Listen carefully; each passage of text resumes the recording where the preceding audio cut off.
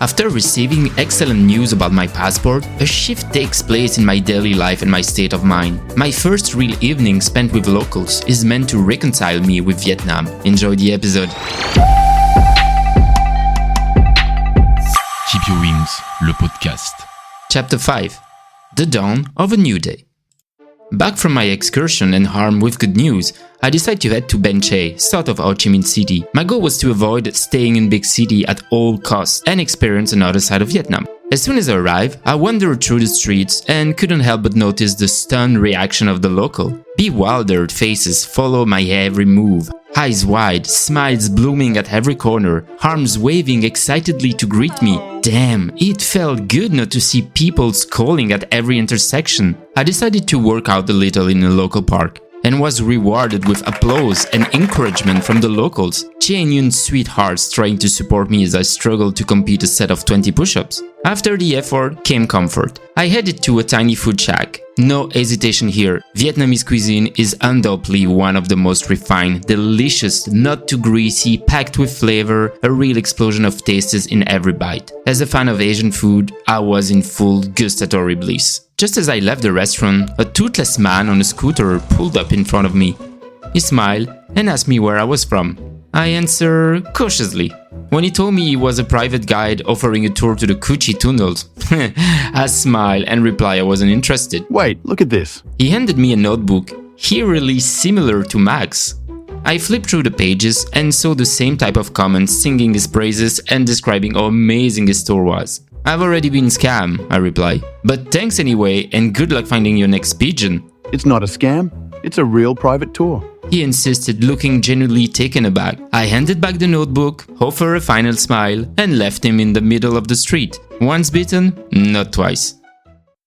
After that promising afternoon, I wandered around Ho Chi Minh's outskirts near the bus station. It was 6:30 p.m. and I had time to kill. My bus to Dalat wasn't leaving until 11:40 p.m. An 8-hour sleeper ride sounded perfect for saving time and getting some rest. I went to a small restaurant to grab a meal and a beer. 20 minutes later, my meal was gone, my glass empty. I was about to leave when... "Hey, you, come here," shouted a man at a nearby table. I walked over with my 2 backpacks. He asked if I wanted to join them for a beer. I gladly accepted and a waitress brought over a tiny stool for me. "Where are you from?" Lou asked. "Belgium. I'm traveling alone in Vietnam. Just a few days in." "Excellent. Let's celebrate that here. Have a beer." Lou poured some Saigon beer into a tiny glass and then, sacrilege, plopped in a huge ice cube with a pair of tongs. A Belgian's nightmare. Ice in beer. But that was just the first of many watered-down beers. Vietnamese people are generally heavy drinkers and always had ice to make the beer last longer and the night with it. Lou was the only one in the group who spoke decent English. "Of course. I teach English." He laughed. "My friends don't take me seriously. They think I'm making up words." His friends were hysterical. True. His Vietnamese accent was tricky at times, but he had nothing to be ashamed of. I learned a few Vietnamese words following their tips. My accent was hideous and I had everything laughing, but the vibe was light and fun. The night rolled on and I was already on my 5th beer, barely tasting it because we were downing them non-stop to the rhythm of Mo Tai Ba Yo, which means 1, 2, 3 cheers. Everything was a reason to raise a glass, a joke, a story, a song, a pretty girl passing by. Beers vanished within seconds. By 8:30 p.m. the night was still young. Lou and his buddies decided to take me to a pool bar nearby. The moment I walked in, the whole place erupted. Surprise and curiosity filled the room. I was the only white guy there. I bought a bucket of beers to thank Lou and the crew. I played a few rounds, but the booze started eating hard. My shots were a mess. I had way more than I should have, but these watered-down beers were so deceptively mild. After the 12th one, euphoria set in. It was 10:30 p.m., the bar nearly empty. Time to head to the bus station, I thought. I thanked my new drinking buddies and hit the road. Slightly tipsy, lugging 15 kilos on my back and another 10 on my chest, just like a baby koala. I struggled to walk straight.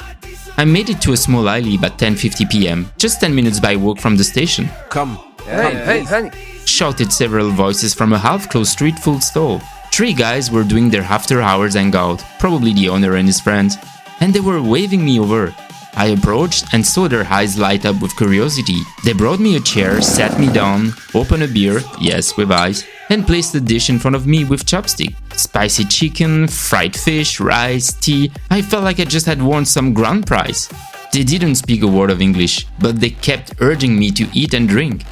I raised my glass, looked them in the eyes and shout, "Motaiba yo!" They burst out laughing, giving me the high fives and shouting, "Bro, bro, bro!"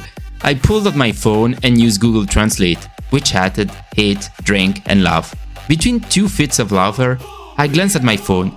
11:30 p.m. I groaned, finishing my 17 beer. Too late to walk to the station. One of them saw the ticket open on my screen, nodded and pointed to his scooter. I nodded back, thanking him repeatedly with gammon, gammon, gammon, which means thank you. He dropped me off at the station just in time, 10:39 p.m. He pointed to one of my bracelets, and I gave him to him as a keepsake. Bye, bro. He shouted, giving me a cheesy R&B-style fist bump. I smiled, running on a beer-fueled adrenaline rush. I made it on the bus and collapsed into my sleeper seat. What a fucking night. And what a radically different view of Vietnam. That evening marked the true beginning of a new adventure.